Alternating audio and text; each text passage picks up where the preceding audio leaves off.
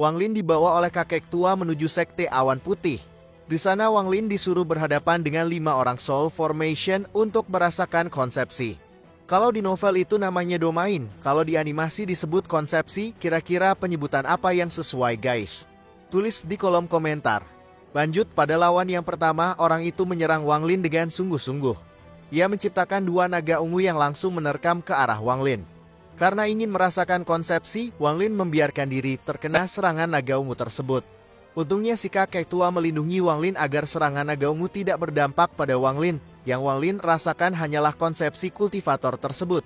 Konsepsi yang dimiliki kultivator itu ialah konsepsi keputusasaan. Nah, kemudian si kakek tua bertindak mengeluarkan konsepsi keputusasaan yang ada di tubuh Wang Lin. Mampu mengeluarkan konsepsi orang lain secara paksa menunjukkan kekuatan si kakek tidak terbayangkan. Kultivator itu tidak berani menyinggung si kakek tua lebih jauh lagi. Ia kemudian menebak kalau si kakek tua itu hanya ingin melatih muridnya merasakan konsepsi. Si kakek tua tidak peduli dengan perkataan orang itu. Ia lalu menyuruh kultivator Soul Formation lainnya untuk menghadapi Wang Lin. Yang disuruh si kakek kali ini ialah seorang wanita tua dari sekte awan putih. Wanita itu merasa diremehkan meskipun mengetahui kekuatan si kakek tua, ia tidak tunduk begitu saja. Si kakek tidak ingin memperpanjang masalah, ia lalu mengeluarkan token roh leluhur.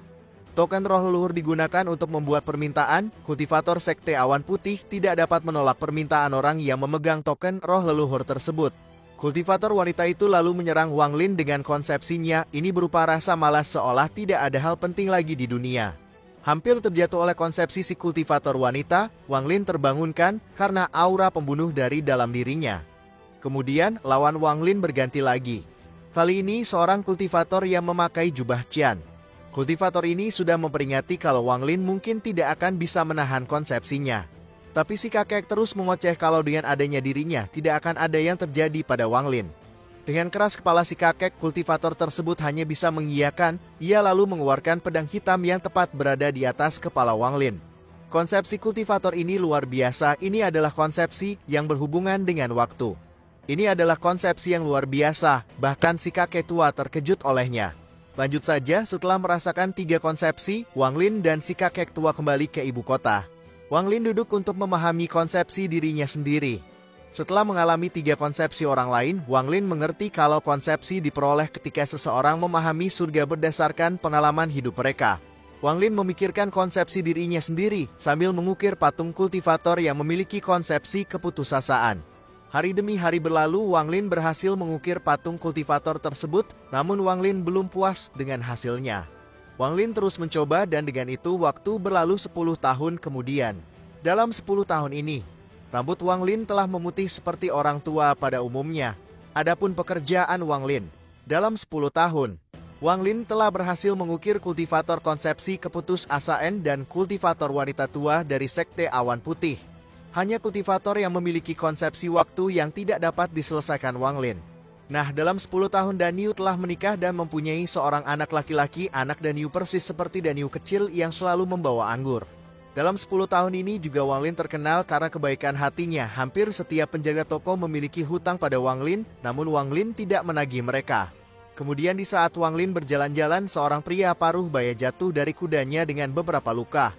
Orang ini adalah Xu Tao yang pernah membeli ukiran naga Wang Lin.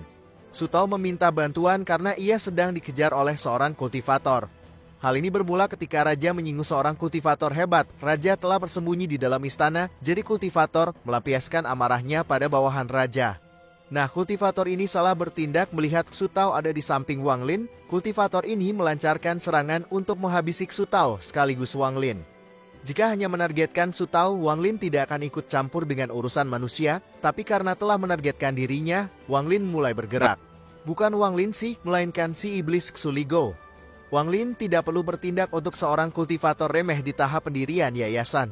Tapi Wang Lin tidak menghabisi kultivator kecil itu. Xu Ligou hanya membuat pondasi orang itu cedera dan orang itu melarikan diri. Kembali ke Wang Lin. Wang Lin membawa Xu Tao ke tokonya dan memberikan pil untuk mengobati luka.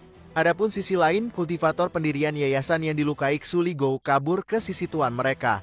Ia meminta bantuan tuannya untuk membalaskan dendam. Nah, orang yang dibawa kultivator kecil itu ada di ranah Nasshan Sol. Sama seperti Wang Lin, ia tengah mencari jalannya sendiri untuk menerobos ke ranah Soul Formation. Yang berbeda peran Wang Lin ialah hidup sebagai manusia fana dan memukir, sedangkan orang ini hidup sebagai seorang guru yang memiliki kasih sayang seorang ayah. Untuk menerobos kerana Soul Formation, peran yang diambil setiap kultivator berbeda-beda.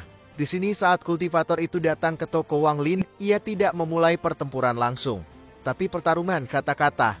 Orang ini ingin mengacaukan jalan Wang Lin menuju Soul Formation, namun Wang Lin tidak terjebak. Nah, di sini aja guys, tidak ada pertempuran yang sengit. Episode ini masih mencari jalan Wang Lin untuk menerobos Soul Formation. Ini saja, terima kasih sudah menonton dan sampai jumpa.